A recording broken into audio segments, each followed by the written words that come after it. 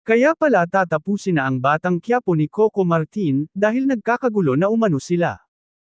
Coco Martin, pinagmumura umano ang isa pang director at TV host. Sherry Pie Picache, sumabog na sa galit.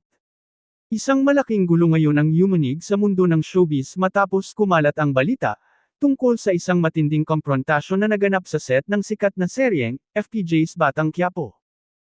Hindi makapaniwala ang mga saksi nang ang mismong hari ng teleserye na si Coco Martin ay pagmura-murahin ng isang batikang direktor na isa ring kilalang TV host.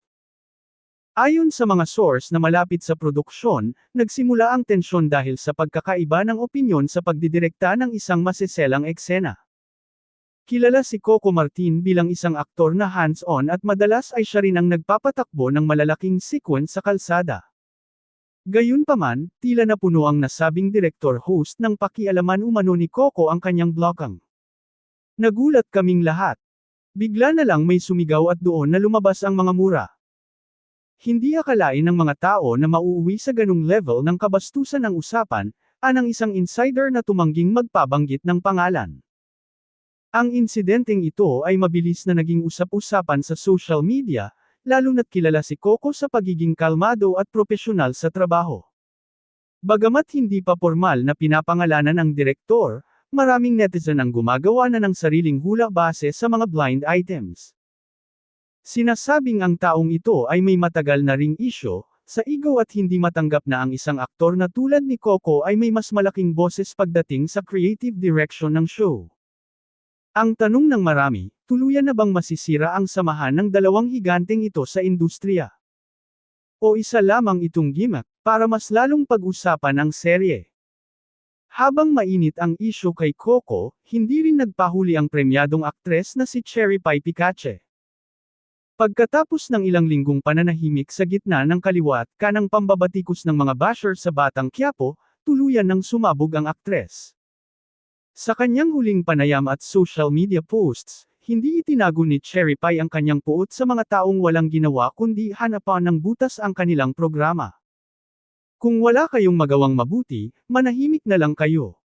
Hindi nyo alam ang pagod at puyat na ibinibigay ng bawat miyembro ng cast at crew, para lang makapaghatid ng dekalidad na entertainment, saad ng aktres na bakas ang galit sa boses.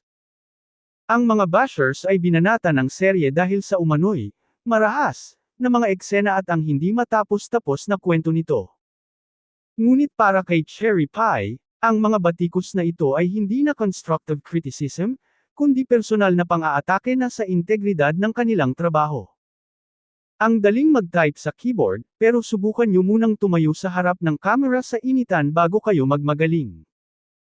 Sa kabila ng mga kontrobersyang ito, mula sa pagmumura kay Coco hanggang sa pakikipagyera ni Sherry Pie sa mga bashers, nananatiling matatag ang ratings ng programa. Gayunpaman, marami ang nag-aalala kung hanggang kailan kakayanin ng cast ang ganitong klaseng pressure mula sa loob at labas ng set. May mga bali-balita ring balak magpatawag ng emergency meeting ang mga producer upang ayusin ang sigalot sa pagitan ni Coco at ng nasabing direktor.